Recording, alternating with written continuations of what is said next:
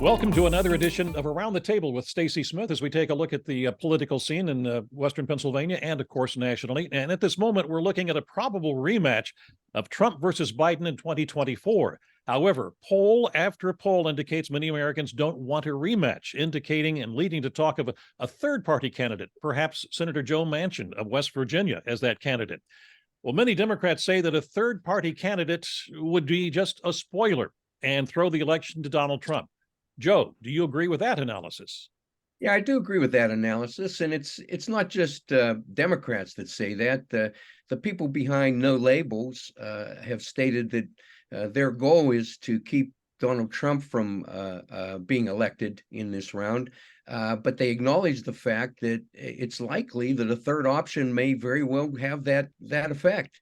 So, when you hear about a Robert F. Kennedy with his kooky ideas weighing in, he's already polling at about 20%.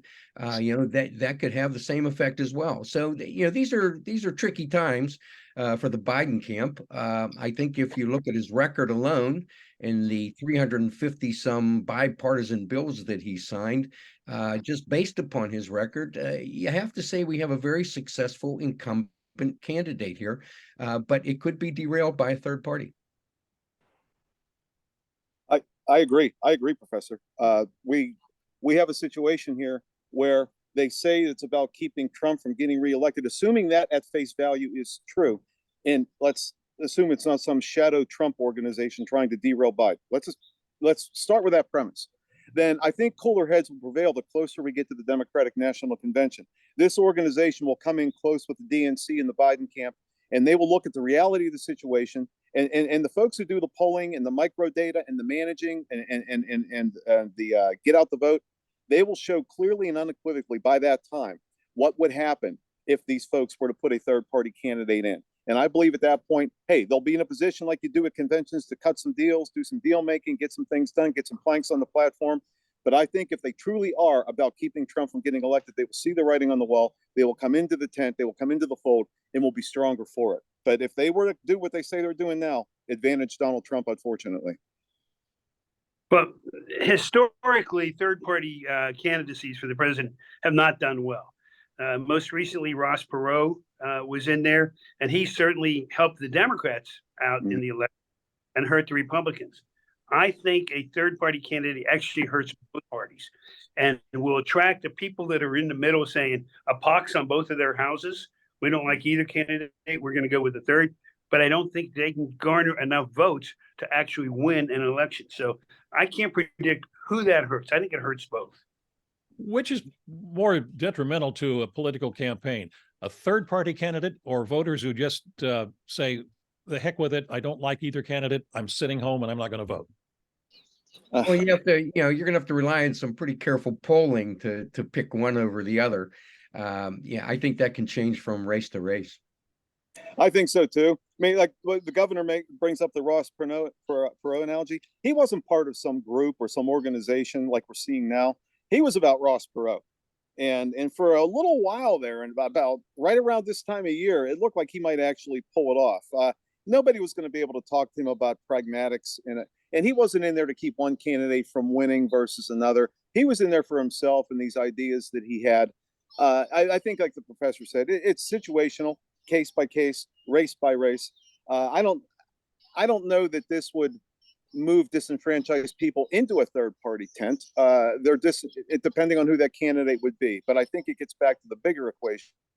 It would certainly be detrimental to the incumbent, just like it was to H.W. in 1992. He kept H.W. Bush from getting reelected, I think. What do you guys? It turns on the Electoral College and how those votes are spread. Look what Ralph Nader did in Florida in 2000.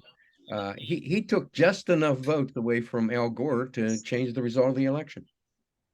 All right, the talk is that Senator Joe Manchin might be the no party or no labels party candidate, if indeed there is a candidate. They say they're going to wait to decide until after Super Tuesday of next year. Can you hear me, Judge?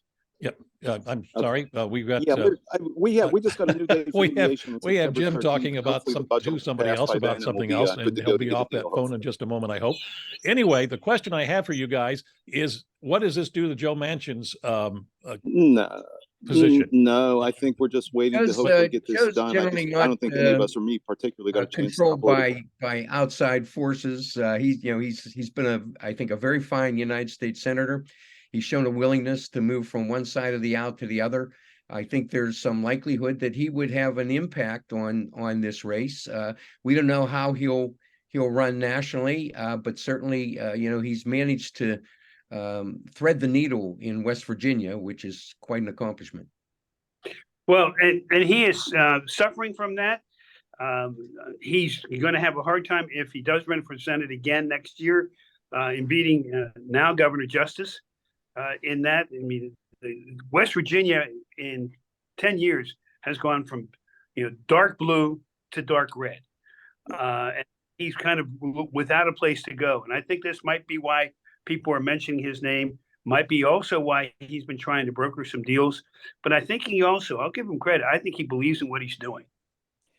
He does. I mean, he is the quintessential maverick. I mean, he thinks he just follows his own path, just like Senator McCain did on the Republican side. He does what he thinks is right, and that draws support. That draws a base of following. The fact, but it's unfortunate, in my opinion, to see some of the things he's done. He's moved more to the right, and I think, Governor, I do believe a lot of what he does is from the heart and what he thinks is the right thing to do. But there is some element in there of attempting to placate the conservatives, as you indicated, this growing trend of moving red in West Virginia. And he's going to learn next year that despite those efforts to compromise or placate that demographic in his state, that it's not going to make a darn bit of difference. They're going to come after him if he's on the Democratic ticket, and they're going to come at him with millions and everything they can possibly do to take him out.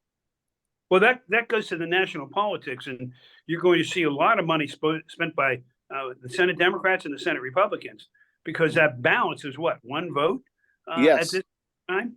Yes. And that was a great pickup for the Republicans to make in that.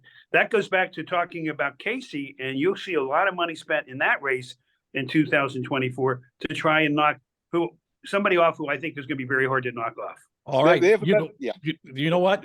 The governor just gave us a great tease for our next segment. We have to take a break. And when I introduce my guests here, my analysts, and I say that Jim Byrne practices law in Pittsburgh here, that's what you heard part of taking place right there. He had a call on a legal matter they had to take during our recording here. So, but I'm back in business. I'm back in business. I'm with you now. Okay, that's great. That's good. We'll take a break. We'll be back in just a moment.